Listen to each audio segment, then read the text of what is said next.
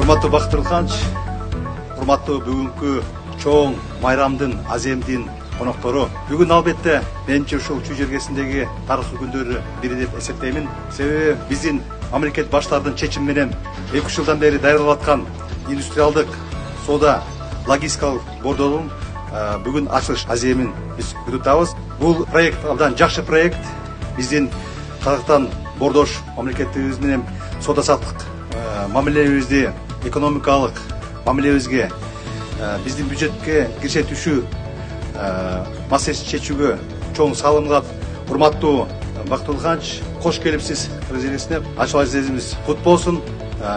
Казак кыргыз элинин соода саттык мамилелери, достук мамилеси дайыма күчө берсин.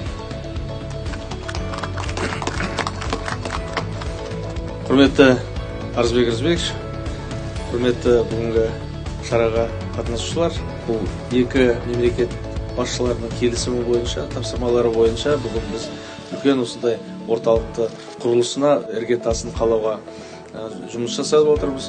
Сондықтан баршаңызды осындай шарамен құттықтаймын. Бұл өте маңызды шара біз үшін.